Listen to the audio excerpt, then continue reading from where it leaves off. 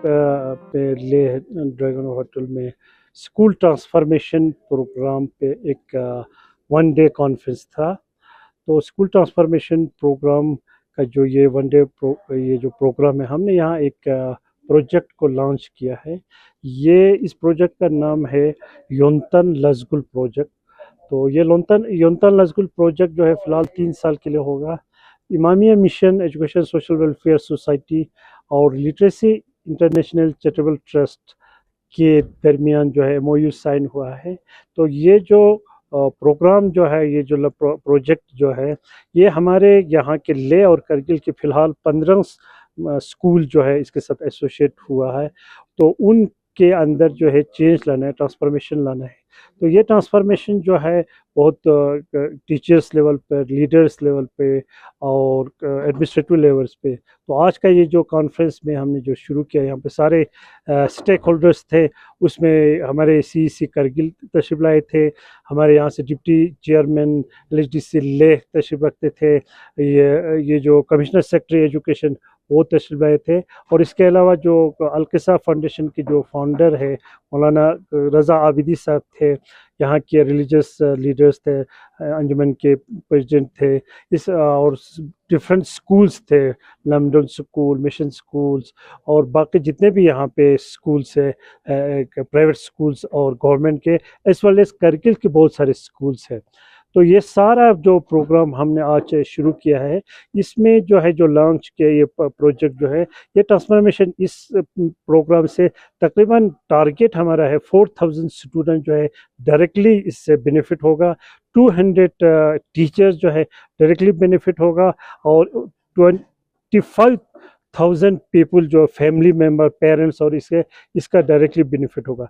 और ये चीज़ इसलिए कि ये एजुकेशन का जो सिनेरियो है, एजुकेशन का जो सिस्टम है, उसमें बहुत से चेंजेस है। नेशनल एजुकेशन पॉलिसी 2020 के तहत जो है, जो चीज़ें हमें यहाँ पे चाहिए वो अवेलेबल नहीं। तो हम ये कोशिश कर रहे हैं कि पूरे लद्दाख में जो है ये ट्रांसफॉर्मेशन लेके ये जो पॉलिसी चेंजेस है वो लाने हैं, और एक हॉलिस्टिक एजुकेशन जो है, नॉट कन्वेंशनल एजुकेशन से हट के, जो हमारा ऑलरेडी कन्वेंशनल जो रस्मी तरीके से जो हम एजुकेशन दे रहे हैं उससे हट के एक हॉलिस्टिक एजुकेशन करने के लिए ये इब्तिदाई फर्स्ट डे था, इनॉग्रेशनल था। तो इस ऑर्गेनाइजेशन में हमारे MP साहब भी अभी तशरीफ लाए थे। तो सारे तकरीबन स्टेक होल्डर, चाहे गवर्नमेंट बेस हो, प्राइवेट बेस हो, NGOs हो।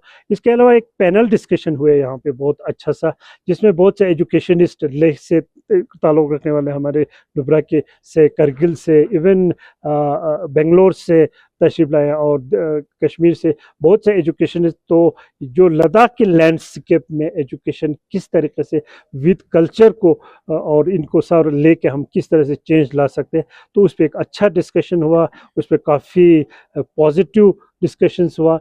तो ये सारी चीज़ें हम उम्मीद करते हैं कि ये हमारे लिए एक इब्तिदाई मराहल है। तो आगे जो है 3 साल में हम काफ़ी अचीवमेंट करेंगे, और यहाँ का जो सिस्टम, जो मेन एम है कि जो लद्दाख का एजुकेशन सिर्फ लद्दाख तक महदूद नहीं रहे, हम सिर्फ नेशनल लेवल पर कम्पीट नहीं, बल्कि हम जो है इंटरनेशनल प्लेटफॉर्म पर भी कम्पीट करने के लिए हम अपने लोगों को तैयार करने का ये इब्तिदाई प्रयास। आपसे ये पूछना चाहेंगे, कल कितने स्कूल्स जो हैं इस अभी यहाँ पे मौजूद हैं, और ले से क्या सारे प्राइवेट गवर्नमेंट दोनों, और कारगिल से भी हम जानना चाहें कितने स्कूल पार्टिसिपेट? नहीं, आज के कॉन्फ्रेंस में तो तकरीबन हमारे 35 स्कूल्स आए हैं, ले एंड करगिल इंक्लूडेड जो है।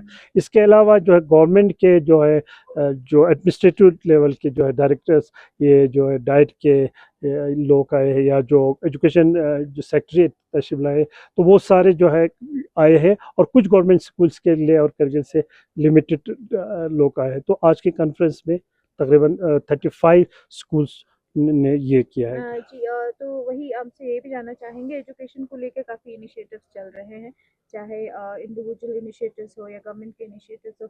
तो आप अगर कंपेयर करें पहले और आप अभी के एजुकेशन सिस्टम में, तो आप खास क्या चेंजेस देखते हैं? नहीं, एजुकेशन सिस्टम में तो बहुत चेंजेस आए हैं। अगर आप, मैं खुद तो यहाँ लेस शिशोद से पढ़ा हूँ, तो वहाँ से अगर आज कंपेयर करेंगे तो बहुत ज़मीन आसमान का फ़र्क है। तो उस वक़्त जो है हम जो है ये कलम से लिखते थे और मिट्टी से हम तख्ती पे लिखते थे, और आज आपके पास डिजिटल थे, आपके फिंगर्स पे सारा कुछ होता है। लेकिन एक चेंजेस तो ज़रूर आया है, एकेडमिकली ज़रूर चेंजेस है, लेकिन that is not complete. Academic change जो है आपके इन्वायरमेंट के लिए आने वाले दिनों के लिए काफ़ी नहीं है। इन एक एजुकेशन का मतलब जो है all round develop, not only academically, not only writing listening नहीं, बल्कि ऑल राउंड डेवलपमेंट, जो आज का बहुत बड़ा चैलेंज है। आपके पास इकोनॉमिकली आप बहुत आगे गए, टेक्नोलॉजिकली आप बहुत गए, आपके पास बहुत सारी चीज़ें, लेकिन जो ह्यूमन वैल्यूज़ है वो आपको डिक्रीज हो रहा है। तो हम उन चीज़ों को भी थोड़ा तो इस तरह के प्रोग्राम्स जो है सर एजुकेशन के, हर कोई कहता है और भी जोर देना चाहिए। तो आपको क्या लगता है, क्योंकि एजुकेशन पे इस तरह से काम करना, क्योंकि आप जब युवाओं की बात करते हैं, एक तरफ बात करते हैं वो बिगड़ रहे हैं, डायरेक्शन लेस हो रहे हैं, तो ये कितना ज़रूरी हो जाता है इन इनिशिएटिव्स को और भी आगे करने के लिए? बहुत बहुत ज़रूरी है। एक और चीज़ मैं यहाँ कहना चाहूँगा कि हमने अभी तक एजुकेशन को एक कम्पिटिटिव लर्निंग, कंपटीशन में गए। हम कहते हैं कि उसको छोड़ना है, हम एक कोऑपरेटिव लर्निंग में आना है। हम कोऑपरेटिव लर्निंग से हमारे अंदर जो वैल्यूज़ होगा, कोऑपरेशन का, टीम वर्क का, एक दूसरे को साथ चलने का, वो बहुत इंपॉर्टेंट। आप आइसोलेशन कर रहे हैं, अभी बच्चे जो है, जवान जो है, यूथ है, अपने आप को दूसरी चीज़ों से आइसोलेट करने की, तो उसको हम यानी उसको कॉपरेट करके मिला के हम चलाने की एक एजुकेशन सिस्टम में चेंज लाना, यानी वो कॉम्पिटिटिव जो एजुकेशन का हमारा सिस्टम रहा है अभी तक, उसमें चेंज लाके कॉपरेटिव लर्निंग पे जाना है। यानी कॉपरेटिव लर्निंग में आप हर चीज़ में एक दूसरे को साथ देने से आपके अंदर प्यार मोहब्बत बढ़ेगा, आपके अंदर एक दूसरे को इज्जत करने का वो चीज़ें बढ़ेगा, और आपके अंदर जो है अपने पेरेंट्स का, अपनी सोसाइटी का एक फीलिंग आएगा, जिस वजह से आपका ये जो इश्यूज है जो आजकल के, वो बहुत कम हो सकते सर एक चीज़ यहाँ पर, क्योंकि यूरोप बाकी जगहों पे सिंगल सब्जेक्ट वाला ज़्यादातर चलते हैं हैं। जी जी जी। कि यहाँ पर भी क्या अगर इसे सिस्टम जो है इंट्रोड्यूस करेगा, तो क्या हमारे सिस्टम, एजुकेशन सिस्टम में काफ़ी चेंजेस, और बच्चों को जो बोझ, यानी कि 10-10 15-15 के बुक्स सब्जेक्ट्स पढ़ने पड़ते हैं सर, तो उससे क्या फ़र्क आएगा सर? नहीं, इसमें एक्चुअली हमारा कंट्री एक डाइवर्सिटी कंट्री है। हम भी इसमें बहुत से लैंग्वेजेस है, आपके बहुत से कल्चर्स है। हमें अपने कल्चर से कनेक्टेड रहना बहुत इम्पोर्टेंट है। लेकिन ऑन द होल जो है, आगे जो हमारे जो आज का एजुकेशन पॉलिसी, न्यू एजुकेशन 2020 में है, आपको दिया गया है कि जब आप प्राइमरी लेवल और सेकेंडरी लेवल करने के बाद आप सिंगल सब्जेक्ट पे जा सकते हैं।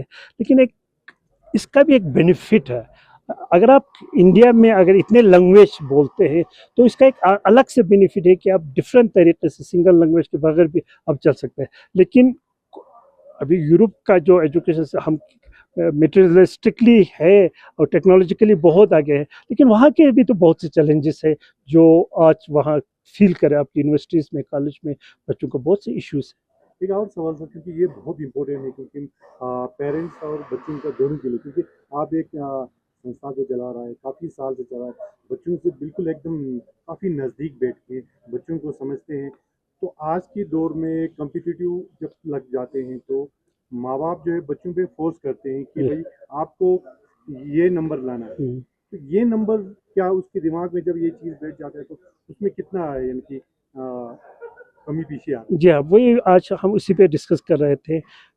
एग्ज़ाम और जो मार्किंग जो सिस्टम है, वो बहुत ही टेम्परेरी, कुछ देर के आपको 30 सवाल या 20 सवाल करने के बाद आप सारा नॉलेज नहीं करते। ये एक सिस्टम है जस्ट है।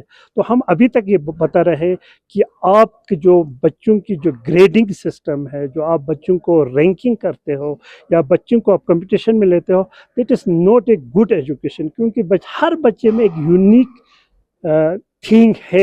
हर बच्चा डॉक्टर बनना ज़रूरी नहीं है, हर बच्चा इंजीनियर बनना ज़रूरी नहीं, लेकिन उसके पास एक अलग से एक यूनिक चीज़ है जो दूसरों के पास नहीं है। तो हमारे आज का हम ये कोशिश कर रहे हैं टीचर्स को और पेरेंट्स को समझाने, अब बच्चों के अंदर क्या एबिलिटी है, क्या उसके अंदर है, उसको उजागर करने की कोशिश करें। न कि आप अपने माइंड में, मैं खुद ठीक है, मैं इंजीनियर बनने की मुझे इंटरेस्ट है, लेकिन आपके बच्चे को कुछ और सोशल वर्कर करने में, जैसे एग्रीकल्चर में इंटरेस्ट है, लिटरेचर में इंटरेस्ट है, तो हम जो है इसमें न जाए, बल्कि बच्चों की उस सोच को हमें अगर दे, तो ये वाला जो इशू जो अभी हम फील कर रहे हैं, ज़बरदस्ती कर रहे हैं, प्रेशराइज कर रहे हैं, मार्किंग का इशू है, ये जो आपके रैंकिंग का इशू है वो बहुत कम होगा और स्ट्रेस बहुत कम होगा, और उसके दिल से जो इंटरेस्ट है जिस चीज़ को उसको आगे जाना चाहते हैं। For more updates, subscribe to our channel Kargil Today. Click the show links and enjoy watching the videos. Like us on Facebook and follow us on Instagram. Keep watching Kargil Today. Keep enjoying Kargil Today, the only voice of Kargil Ladakh.